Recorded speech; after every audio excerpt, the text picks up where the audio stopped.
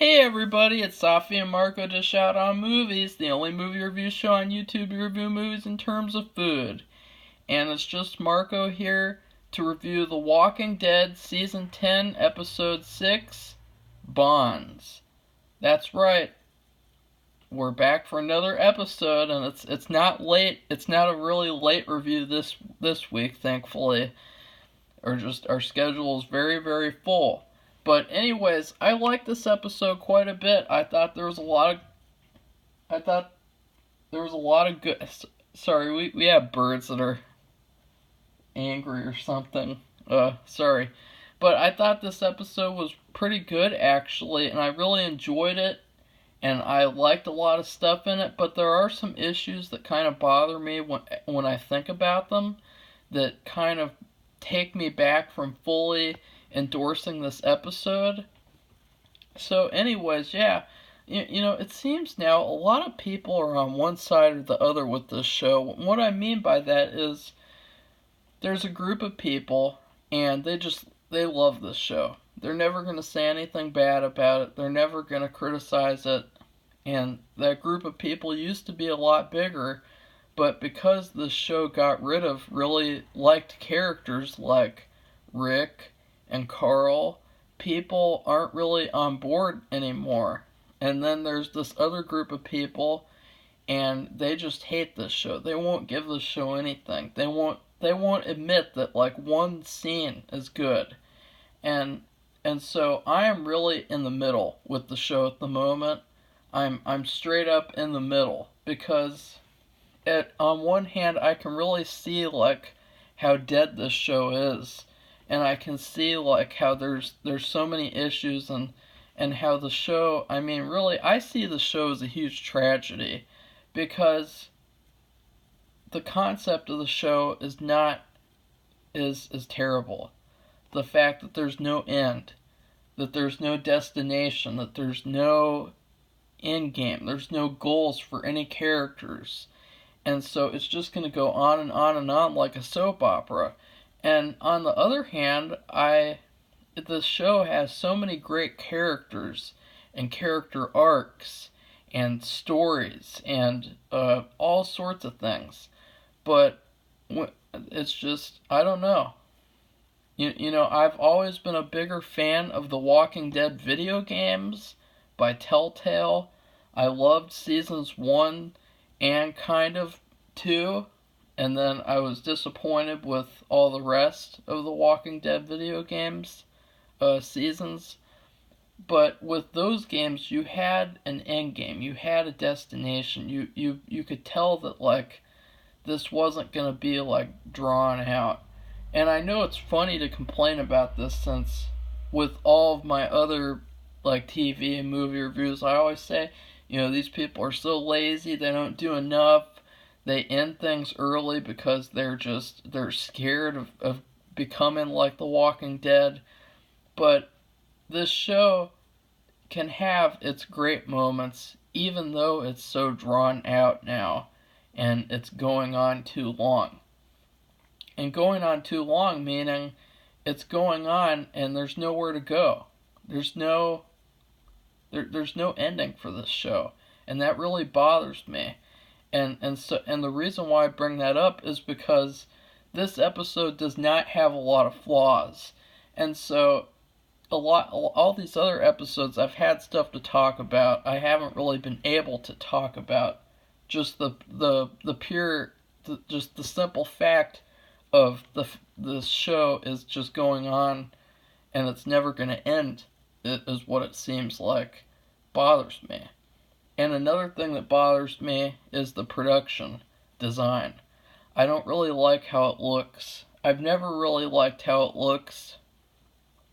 I'm a fan of post-apocalyptic worlds. Like I love the Fallout games. Fallout New Vegas is in my top 10 games of all time, but I'm not really a fan of how this show looks. And even back in season 4, I was criticizing. I was saying, I hate the woods. Please get out of the woods and go to like a city or go to a different state. And it's not because of the whole Georgia controversy. It's because I just don't like the look of it, and I don't really think it looks post-apocalyptic. I mean, even though I hate Fallout 4, I think Fallout 4 has a better post-apocalyptic look than this show. And one of the problems is that this show has a lot of settings, and so it's probably really hard to make all those settings look 100% like the post-apocalypse.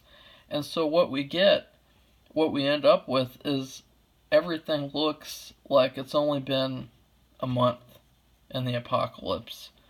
It doesn't look like it's been as long as it's been. I mean, apparently like 8 years plus, 8 to like 10, 20 years, like somewhere in the long time range, I guess, because Negan mentions 8 years at one point in this episode. He's been locked up, and so I can't really tell that, honestly. And so that's something that I wanted to bring up before talking about this episode, because otherwise it would be like a 1-minute review.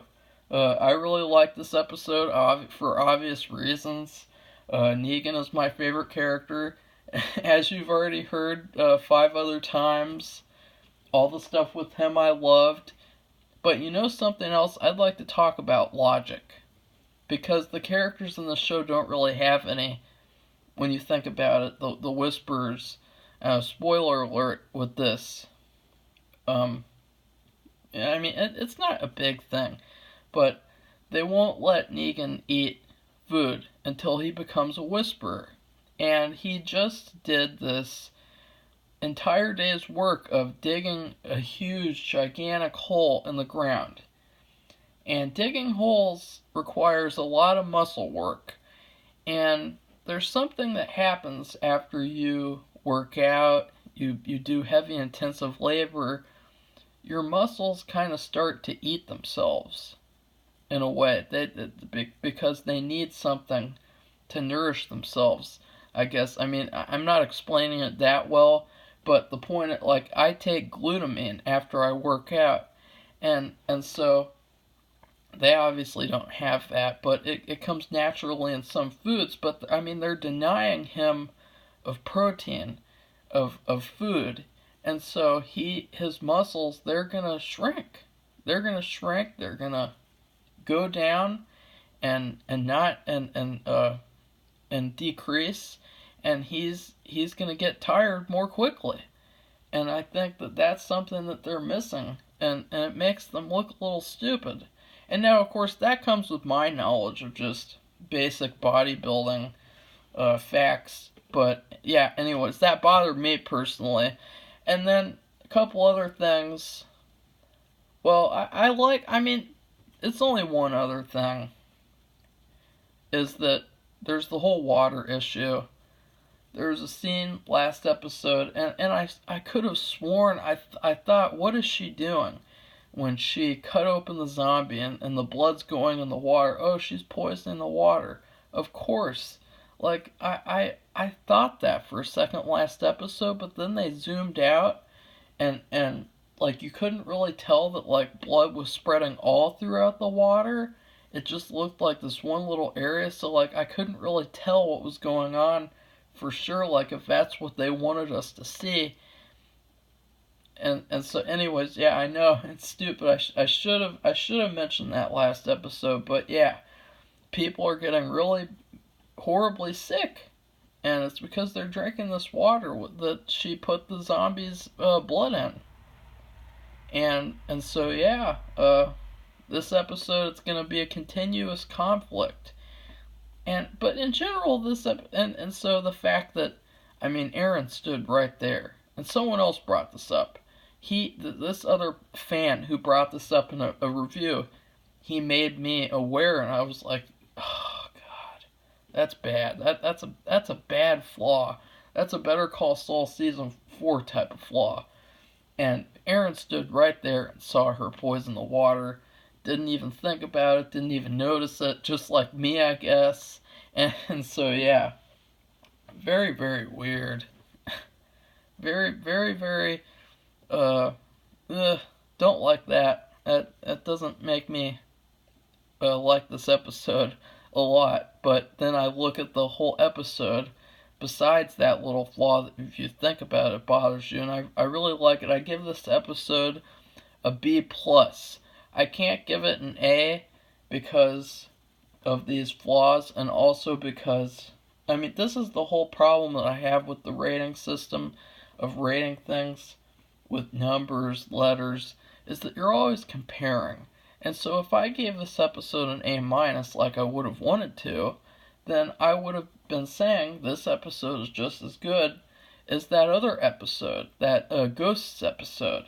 And then that's not true. This episode isn't as good.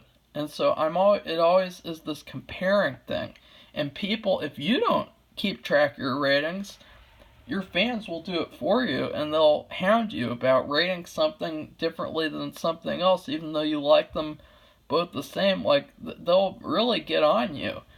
And with this episode, it's a prime example of why this channel rates movies in terms of food, because it seems like there's this one system, and every single thing that you see has to fit into this system and be perfectly ranked next to each other, to where, oh, I like this episode better than that episode with this rating and that rating and that rating. And so, yeah, so there you go. I mean, people, we've never made a channel history trailer or whatever, a channel overview trailer, but this episode perfectly demonstrates why our channel was created in the first place with the food rating system. But anyways, yeah, a little off topic. I liked everything in this episode besides the couple of flaws that I mentioned. I enjoyed myself the whole episode. I thought that even though it was a slow episode, it was a very character-driven episode. I loved the acting. I loved Eugene, but the another thing is that it won't be in this episode, because I mean, this episode is all by itself. I'm not judging future plot lines by this episode, but and on the radio, he's talking to this woman, and then you have Rosita, and she's a possible love interest, but she's a biatch, so she friend zones him, even though they're in the zombie apocalypse together, which is funny and terrible. And I got a little future love triangle vibes, which kind of turned me off of the whole plot of enjoying it. But I still really liked the plot in this episode. I liked all the stuff that happened in this episode with that. But another fan brought up that the radio thing is going to lead to something really, really good. And, I don't know, because I haven't read any of the comics. I read some of the Negan comic because I was curious about the character. Everyone hyped him up so much. And I looked at the panels and I saw who was going to die. And I was like, oh, this looks really dark. And, like, they're not going to do this and this. And then, of course, they did it. And they did it even better than in the comics. And then, yeah, everything with Negan. Negan is basically the entire reason I'm watching the show now, because of how awesome his character is. But yeah. Goodbye, everybody. See you soon. If you like this review, go check out my other reviews. I've reviewed the entire season 10 of Walking Dead. I'm probably never going to go back and review all the other episodes because these reviews don't get that many views anyway, and it's kind of a waste of time to be reviewing things if they don't pull in the views. As harsh as that sounds to say, it's just the truth. Like, we had the show we really wanted to do called Mayberry Mighty Mash, and it was all about putting all of the characters from the Andy Griffith Show against each other and having these, I don't know if you call it like movie fight style battles where we say, oh, this character would beat this character because of this, and this is how it would go down. And we would create these really funny scenarios, these fun scenarios in which these weird characters, these simplistic sort of like really old-fashioned characters would battle. And like those videos, they only got 1 or 2 views. And so we'd never finished that, and it would have been a huge undertaking. It would have taken away from a lot of our other projects that we've been working on. But yeah, that's just how movie reviewing works nowadays, unfortunately. And in the older days of YouTube, it was a lot easier. But nowadays, it really seems like YouTube wants to destroy everyone's channels except for the ones that they personally like and agree with. And so, like, if you're a small channel, they hide your content, and so it's really hard for people to see the videos unless they're searching out for them. And so that's why I'm always saying like and subscribe is because that boosts this channel's view, so a lot more people can see it. But anyways, yeah, goodbye everybody.